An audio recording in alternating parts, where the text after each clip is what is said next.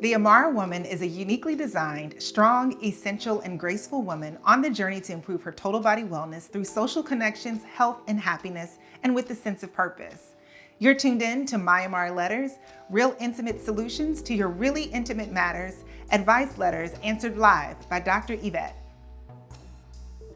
Hey AMARA Beauties, you're listening to My AMARA Letters, where I get to answer your advice letters live. With a perspective on health, business, relationships, and lifestyle, I'm your host, Dr. Yvette, and this is episode 2 of My AMARA Letters. We're in the Freedom Beyond the Pandemic series. This week's theme is self-care. Our words for the week are self-care and love. Let's find out how this week's AMARA Beauty wants to level up her lifestyle. Dear Dr. Yvette, I looked in the mirror at myself the other night and I didn't even recognize the face staring back at me. As hard as I tried, I couldn't keep myself from bursting into tears. The face I saw in the mirror is not the face of the 35-year-old woman I thought I was. My double chin and the bags under my eyes were peeking through my makeup. It was enough. But I started thinking, if my face that I looked at every single day was different than what I thought, then what on earth did my body look like? And I glanced down and I saw the new roundness of my stomach and I began to cry. Now, I was never a size 6, not even before the pandemic, but now my body doesn't look like it did before. You'd think the snugness of my clothes would have clued me in, huh? Before the pandemic, I religiously made sure to get at least 30 to 45 minutes of exercise every day. I didn't always go to the gym. Sometimes I was just walking around the neighborhood or around the track. I mean, I had to go do something to clear my mind from work. I might as well walk and kill 2 birds with 1 stone. But all of that came to an abrupt halt when my mom fell ill. I lost my mother to COVID early in the pandemic. Within the past 7 months since her death, I've wanted to quit, I've wanted to give up, I wanted to give in and do absolutely nothing. Just to press pause on life for a second so I could catch my breath. No, I'm not suicidal. I've really just had enough. I'm realizing life's harsh reality. I know life doesn't always make sense, but that doesn't mean it has to go on and be senseless to prove that point. I don't know of any other way to say it. I am so hurt and angry. Yes, I believe in God and I trust God. And I know it all works together for my good. And I know my mother is God's child and blah, blah, blah, blah, blah. I know all of that and more, but can somebody tell me exactly, with knowing all the stuff that we're supposed to know, how do I take my grief away? How does knowing all of that give me exactly what I want? My sweet mother back. So looking in the mirror and seeing what I've allowed myself to become was just the icing on the cake. I just tacked that onto the blame I feel for not being able to help her. Along with everything else, I just threw it on the heap of what I was trying to carry, but it broke me. I know you're not a miracle worker, Dr. Yvette, but can you help me? Signed, Tired of Losing.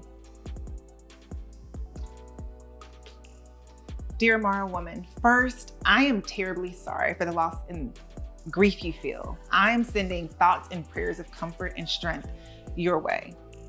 Please know that what you're experiencing is a normal response to all you've been through with losing your mother.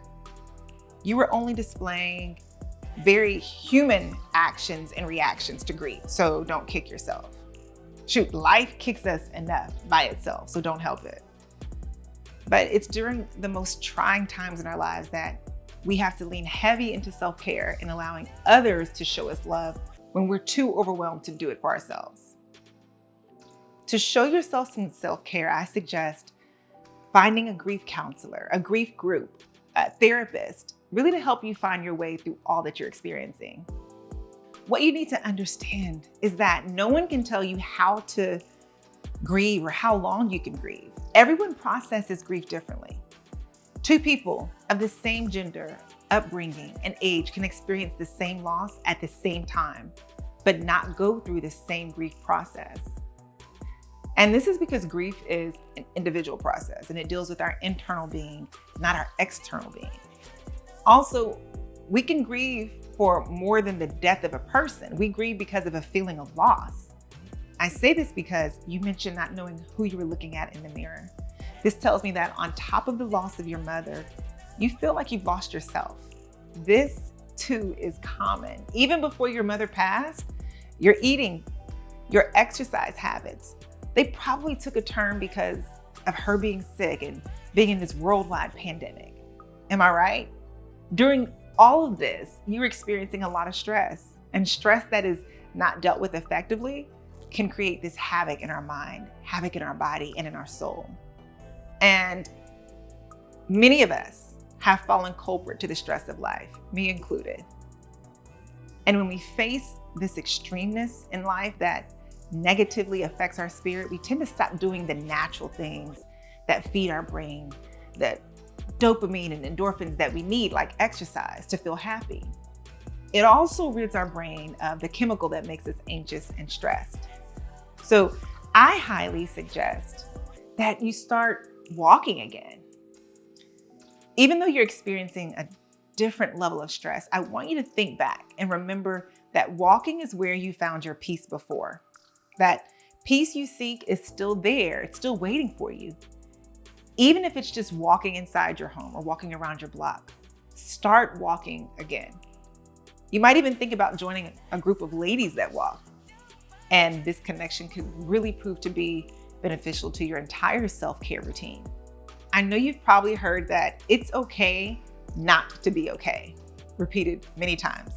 But the number of times it's been repeated doesn't lessen the truth of what's being said.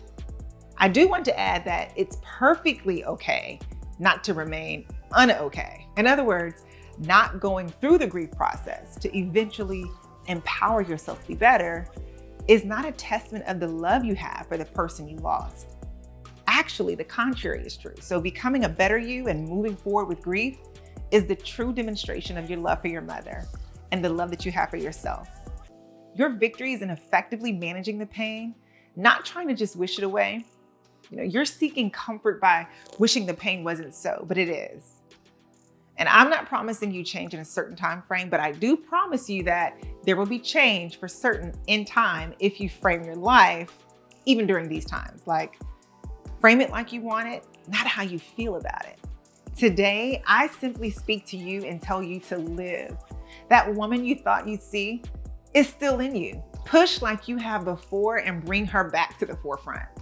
Follow through with the suggestions that I've given. Be the woman your mother knows you are, the determined overcomer that accomplishes whatever she has ever set her mind to.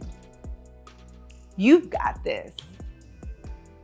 So as we close each and every episode of My AMARA Letters, I say to you, my dear AMARA woman, I'm Dr. Yvette, and I'm wishing you life's best and pouring into you so you royally pass life's tests, equipping you to power through life's stress and challenging you to live your best and to make this day and every next day better than the rest.